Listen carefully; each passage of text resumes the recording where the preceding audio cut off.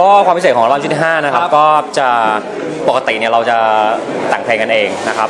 แล้วก็อัลบั้มชุดนี้เราก็ไปเหมือนขอความช่วยเหลือ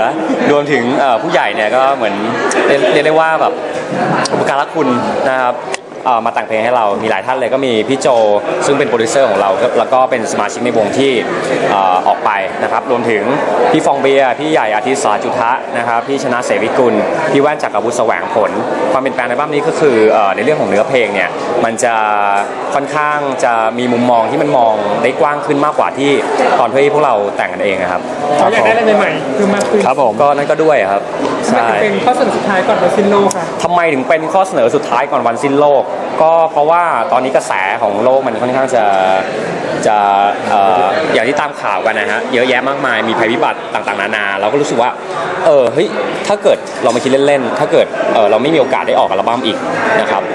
ถ้าเกิดอัลบั้มชุดนี้เป็นอัลบั้มสุดท้ายเราจะทำยังไงนะครับเราก็เลย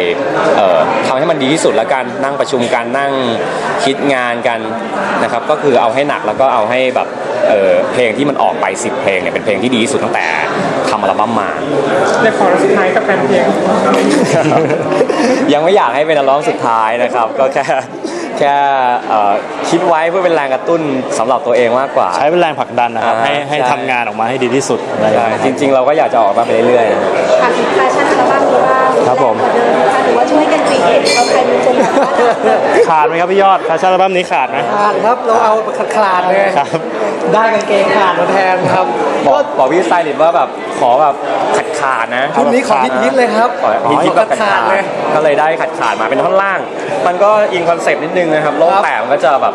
เวลามีน้ำท่วมโลกเราก็จะ survivor นิดนึงนะครับมันก็เหมือนแบบมีอะไรมาเกี่ยวกางเกงไว้อะไรเงี้ยแต่ข้างบนก็ขอแบบเนียบนิดนึงเพราะว่าเพลงช้ามันก็ค่อนข้างจะรออยู่ก็ประมาณนั้นนะครับก็ซาวด์ดนตรีอัลบั้มนี้จะดีขึ้นกว่าเดิมเยอะครับเพราะว่าก็จะได้ผู้เชี่ยวชาญแล้วก็พี่ๆรุ่นพี่หลายๆคนที่เป็นระดับอาจารย์เก่งๆมาช่วยแนะนำค่อนข้างจะเยอะนะครับแล้วก็แนะนำเทคนิคในการอัดเสียงแล้วก็การใช้เครื่องไม้เครื่องมือต่างๆค่อนข้างเยอะเลยครับจะมีคอนเสิร์ตใหญ่ที่เราเซอร์ไพรส์นะครับมีเก็บที่คิดไปหรือยังคอนเสิร์ตใหญ่เนี่ยคิดมาตั้งแต่อัลบั้มชุดที่2นะครับที่มันค่อนข้างพีคแล้วก็มันอัลบั้มชุดที่3เนี่ยต้องบอกตรงว่ามันดรอปลงไปมันทำให้แบบเรามาสะสมแฟนเพลงใหม่อีกครั้งหนึ่งนะครับก็ต้องรออัลบั้มชุดนี้ถ้าเกิดมันดียังไงก็น่าจะมีคอนเสิร์ตใหญ่ให้ชมแน่นอนเพราะว่าเวลาแพนเค้กอยู่บนเวทีแล้วพวกเราจะค่อนข้างมีความสุขกับการเล่นดนตรีมากครับผมเพราะยังไงก็ฝากอัลบั้มชุดนี้ด้วยนะครับชุดที่5ของเราแพนเค้กนะครับข้อเสนอสุดท้ายก่อนวันสิ้นโลกเราใช้เวลาอยู่ในวงการ6ปีก็น่าจะสะสมประสบการณ์แล้วก็เอามาใช้กับอัลบั้มชุดนี้นะครับหวังว่า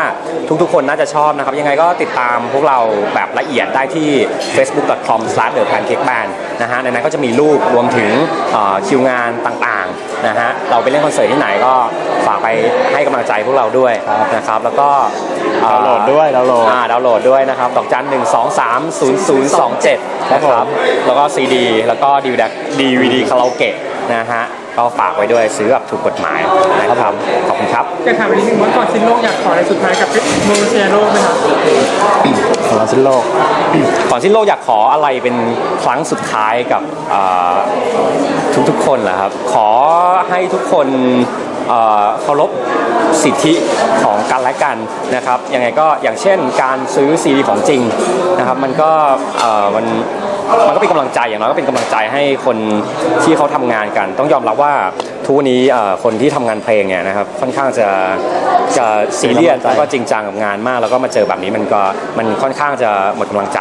นะครับยังไงก็ฝากทุกๆคนไว้ด้วยนะครับโดยเฉพาะของพวกเราแพนเค้กนะฮะถ้าเป็นไปได้ซื้อของจริงด้วย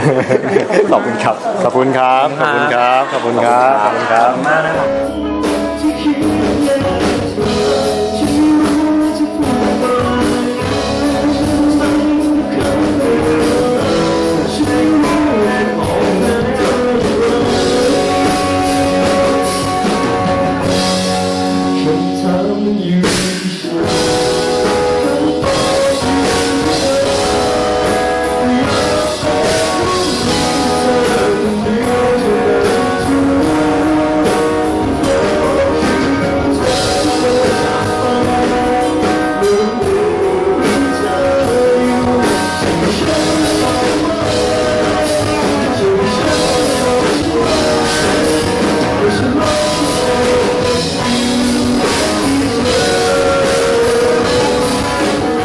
มีแนะนำไปนะครับ ความลับที่อยากให้ตายไปกับสองเรา